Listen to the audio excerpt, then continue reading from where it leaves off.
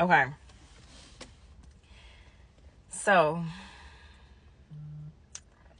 before I go to his house, or his brother's house, I go to the guy to get the mail.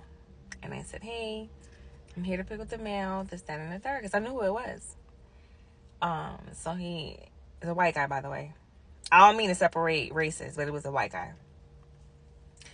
White guy comes outside with his wife and says, hey, Dana, I'm so sorry about what happened to your mom and your stepfather. My condolences. And I said, no, I understand. Thank you so much for that. And then he starts saying, court is going to be very heavy. Trial is going to be very heavy.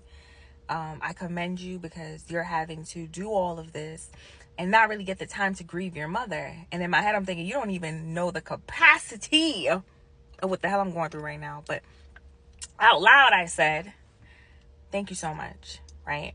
And so he goes in, he gets the mail, and his wife comes out, and his wife is like, I'm so sorry. And I said, I understand. Thank you so much for, your support. He comes back out with the mail. Before he gives me the mail, he goes, do you mind if I'm honest with you? And I said, yeah.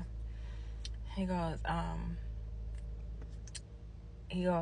Florida is the type of state that's always going to protect the opposing party. So he was like, a court is going to be hard. And I said, no, I get it. And then he told me about his situation where he got into an accident as well, and Florida protected the opposing party because they're trying to, according to him, the law protects people's incomes before they just dish out money, And in my head, I'm thinking, listen, you don't even know what happened yet. Nobody knows what happened yet. At that time, I didn't know what happened yet, but I had a feeling something was wrong, but I had no evidence to support what I was feeling.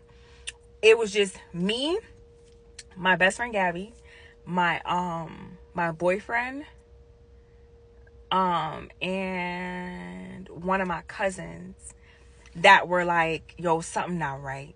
Something's not right about how mommy died. Something's not right, right?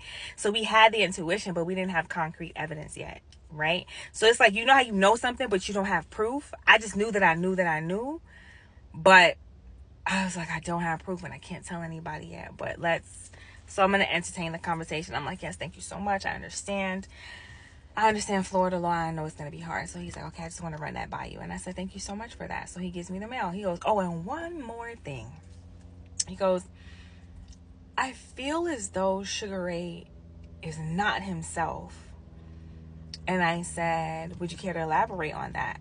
He goes, I don't know what it is. I don't know if it's confusion or if a light bulb just went off or on, but there's something very off about him. And I said, okay, do you want to give me a story or stuff like that? He was like, okay, well, the first couple of days he was confusing me with the pool boy.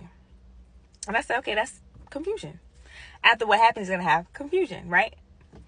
So he goes, yeah, but he's like, I can't put my finger on it. It's just something is off. He's like, it's one thing to be confused, but it's just something's off. That was my first sign. Besides the other instances where Sugar Ray was fucking me over, this was my first external sign by another party letting me know, like, girl, your intuition is right. Right? And I said, I understand. But I kind of threw it in the back of my mind, and I was just like, thank you so much. So I got the mail. I went through the mail. I looked through the mail, y'all. I sit in my car. I looked through the mail, and I said, there's a letter from my mother's life insurance in the bundle of mail. Remember I told y'all I helped him to sign the paperwork to get her 401k, right? That I was not named on. Okay. He kept playing fool this whole time. Dana, I need you to come help me sign this. Come help me sign this. Come help me sign this. Right? And I used to be like, all right. But then I see my mom's life insurance mail paper mailed out to him. And it was thick. And I was like,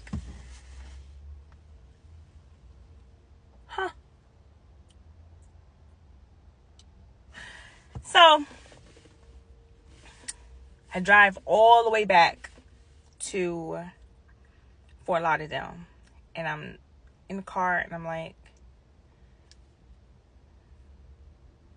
I just don't get it, right? So finally get to the house. I knock on the door. Before somebody comes to answer the door, I put my phone on video to record. Remember, I told you I'm going to start recording. So I hand him the mail. I didn't tell him what I saw in the mail yet, but I handed him. I had this whole strategically planned out. And when I give Tyler Perry the videos of what he's saying, I can't wait, right? I'm going to give Tyler Perry them videos so he can be like, girl, what? So I press record. I give him the mail. I said, hey, I got the mail. He's like, why you got the mail? And I said, oh, I just wanted to pick it up for you, to give you a little bit of rest so you didn't have to worry about always having to go get the mail. Trying to help you out. You understand? Like, G'ing it. I was G'ing it so good. So, I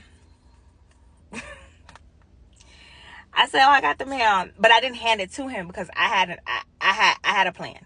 I didn't hand it to him. I placed it on the table next to him. If you saw the mail, it looked like he saw a ghost when he saw the mail. So I was like, oh, by the way, I went to the house after I had to go to court for mommy, and I realized I can't get in the door. Like, the locks are changed. He goes, no, the locks is not changed. I said, but I couldn't get in the door. He's like, first of all, I didn't even know you had a key to the house. So I said, okay, how do you think that I was letting everybody in the house for mommy's funeral so that they can have a place to stay until we had the ceremony? Oh, well, I didn't know you had a key to the house. I said, well, I've been going to the house every week to check up on the house since you're not able to be in the home by yourself and you had to stay with your brother. Well, I didn't know you had a key to the house. And I said, okay, cool. I was so calm. So calm. And I said, all right.